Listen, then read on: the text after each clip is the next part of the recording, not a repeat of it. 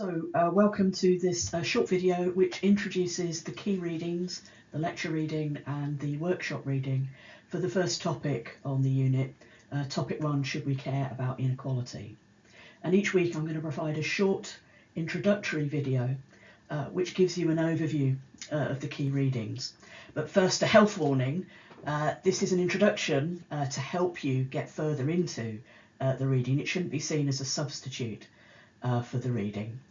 Make certain that you do the readings before the lecture and workshop, because we will assume that you know about the readings and the kind of information and arguments made in them. And certainly when you get to the examination, the level of detail that you get in introductory videos like this just won't be enough. So the two readings for this week are Therborn, a chapter from his book The Killing Fields of Inequality, and Marshall, Swift and Roberts, a chapter from their book Against the Old Social Class and Social Justice in Industrial Societies, the chapter on social justice. So why are these the key readings for this topic? If we're thinking about subjective inequality, we want to think about what we mean by inequality and how people think about it differently, including academic accounts. So Therborn argues for a broader understanding of inequality and how it affects us in a variety of different ways, and how it affects inequalities in health and well-being, safety and security, and autonomy, dignity and respect. By contrast, Marshall and colleagues consider the ways in which inequality has been justified by various other authors. They're not making these justifications themselves, what they call the four main principles of social justice. They argue that the four principles indicate that justice and inequality are not the same sort of thing, but also the four principles that people use to justify inequality sometimes contradict each other. And they also make an important argument about distinguishing inequality of position from inequality of access to social positions, which raises different questions of justice as well. So we'll first look at the Therborn reading. So for Therborn, when we talk about inequality, when we think about it, we have to acknowledge that inequality goes well beyond economic inequalities, and that it can affect us in a variety of ways. He argues that most accounts of inequality focus on the unequal distribution of resources, money and wealth, but he acknowledges also that resource inequality does have a central importance. But he argues that to just focus on resource inequality, what he calls the arrival of the first paycheck, means disregarding the fact that by then, and this is a quote, many bodies have been buried and many lives stunted by humiliations and degradations. So what he's saying is that to fully understand inequality, we need to address a broader set of questions about the social relations of inequality, since inequality also entails social hierarchies, inequalities in health and well-being, safety and security, autonomy, dignity and respect. He argues that to really understand inequality, we need to think about how it affects people's ability to function fully as human beings, living a life of dignity and well-being. So what does he mean by inequality? And he starts off by saying that to understand the impact of inequality, we need to think about how it can affect us in a variety of ways. To understand what a life worthy of human dignity means, he emphasises three aspects to human life. Firstly, our experience as embodied beings who experience pain, suffering and death. Our experience as social actors, as agents striving to achieve different goals. And our experience as persons, as people living in social contexts of meaning and emotion. And as a result, he identifies three corresponding kinds of inequality, arguing that inequality can be experienced as vital inequality through unequal bodily life chances, living longer, dying earlier, those kinds of life chances, but also as existential inequality through the unequal allocation of autonomy, freedom and dignity, and rights to respect and self-development, and as resource inequality through unequal opportunities to act. Now, he says that these three dimensions interact and intertwine, but they don't exactly map onto each other, and they're not reducible to each other. So if we're thinking about subjective inequality, we might want to think about how it relates to these dimensions. So what are the connections to subjective inequality? Well, embodied suffering and constraints on people's ability to achieve their goals clearly affects their subjective experience of inequality. But Therborn's account suggests that existential inequality might have the most direct effect on subjective inequality, because that touches on questions of autonomy, respect and dignity. So what is he thinking about this? Well, the quote on the right-hand side here, it gives a number of examples of what he means by people unequally affected by inequality in terms of their ability to have autonomy, respect and dignity. All of these are examples of the unequal allocation of autonomy, recognition and respect, which deny people the existential equality of human beings, which deny them the capability, argues, to live a decent life. Now, this is a broader sense of inequality which covers much more than class inequalities or economic inequalities, and directs our focus to how unequal relations related to gender, sexuality, race and ethnicity, ability and disability, and so on, shape the existential or subjective aspects of inequality. Now, Therborn argues that the existential form of inequality has been comparatively neglected. Now, some commentators such as Therborn see high levels of inequality as inherently bad. He's very much a critic of any kind, any degree of inequality which affects the issues that he's talking about as the different dimensions. Other thinkers, however, suggest that there might be legitimate justifications for at least some inequality, and some even argue that some inequality might actually be a good thing. Now, these arguments are explored in the second key reading, which is written by Marshall and colleagues. And they explore how different thinkers have put forward some potential justifications of inequality. Now, please note that Marshall and colleagues are not themselves advocating these arguments. In fact, they're rather critical of most of them.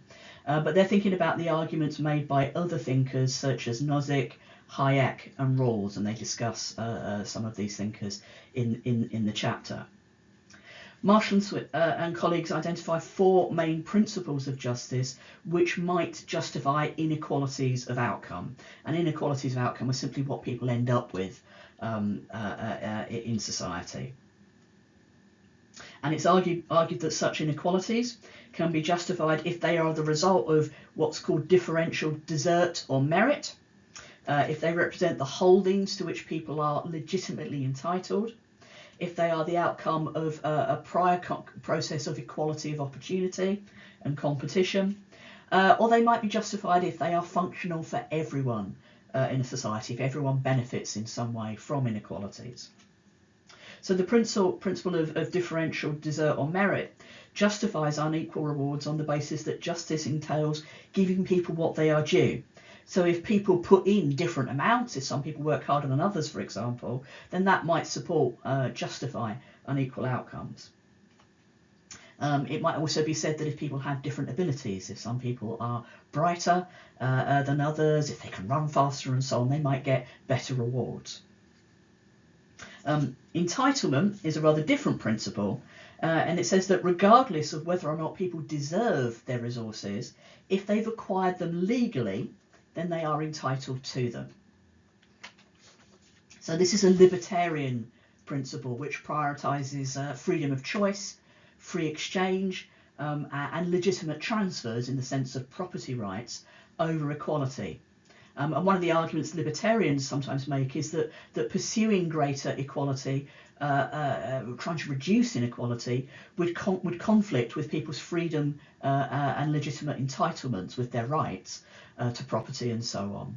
So we shouldn't pursue it on that basis. It would produce worse outcomes, if you like. The third principle, the principle of equality of opportunity, is the requirement that people with the same abilities should have the same opportunities to achieve.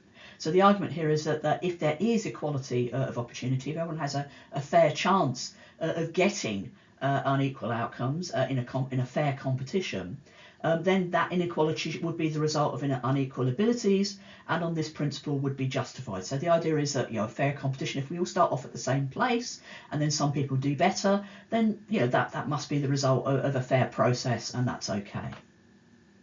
And the principle of functionality or efficiency argues inequalities are justified if they work to everyone's advantage. So one for example of that kind of argument suggests that inequality encourages competition.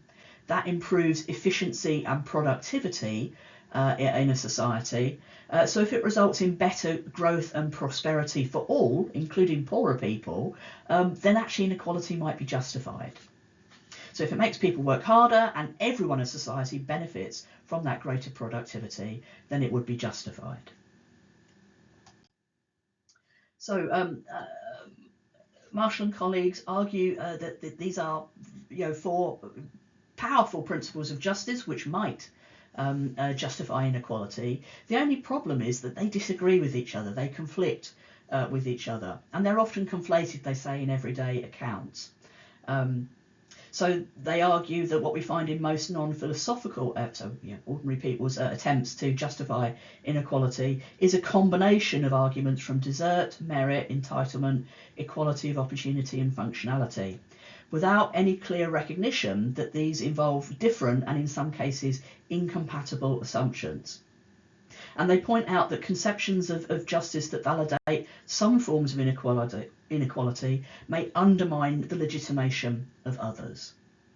So how are the four principles incompatible? And they run through it in the chapter. So firstly, the principle of entitlement conflicts with the principle of desert, because you can be entitled to something without working for it, i.e. deserving it. So inheritance of property, for example, there's no suggestion that people have to deserve something to inherit it legitimately. The principle of equality of opportunity is in conflict, however, with the principle of entitlement, because if you own property, you can use it without regard to fair competition or merit. You can give money to someone without them meriting it or deserving it, without there being fair competition as well. The inheritance of property and resources, which is legitimately entitlement, the principle of legitimate entitlement rather, undermines equality of opportunity. If you give money to children or you pay for their schooling, that undermines equality of opportunity because you don't have an entirely fair competition. And finally, the principle of functionality or efficiency conflicts with both the principles of desert and entitlement, because inequality is seen as justifiable if it improves functionality or efficiency, regardless of questions of merit or entitlement. So we'll look at this in greater detail in the lecture and workshop, but justifying inequality is a complicated process, and in justify it in one way, we maybe undermine something that might be justified in another way. Marshall and colleagues also make another important distinction which we need to think about. They distinguish inequality of position, which is the structure of social locations in a society with unequal levels of reward and privilege, from inequality of access, the uneven chances of gaining access to those positions. And they argue that inequality of position, or sometimes called inequality of condition, raises different questions of justice than inequality of access, although actually most policy and political discussions, and their own discussion in fact, focus on the question of inequality of access. However, Marshall and colleagues argue that there is more to social justice than fair access to unequal position. However fair the processes by which people arrive at unequal positions, it remains a further question whether the extent of the inequality of that structure can itself be justified? So they give a rather dated example, but you know, for this you might want to substitute a billionaire. But even if it were the case that everyone in Britain today had the same chance of becoming chief executive of British Gas or the owner of Tesla, we might still think it unfair that the incumbent of that position earned quite so many times more than the average wage. So this raises a question about the fairness of the scale of inequality and the enormous wealth that some people own, which is a different question from how fairly people might have arrived at that wealth. So even if a billionaire acquired their money entirely fairly, through a process of equal competition, legitimate entitlement and hard work and ability, can it be justified, Marshall and colleagues argue, for someone to own so much more than other people in a society? And then finally, Marshall and colleagues also point out that inequality of position can undermine equality of opportunity by producing inequality of access. And that's because part of a person's advantage is their ability to pass on that advantage to their children. And that means over time, some people having more than others affects inequality of access.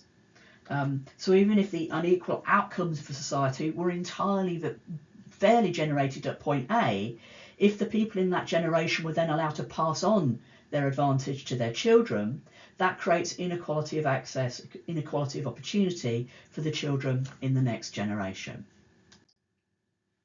So we'll talk about these issues more in the workshop and the lecture, but some questions for you to ponder.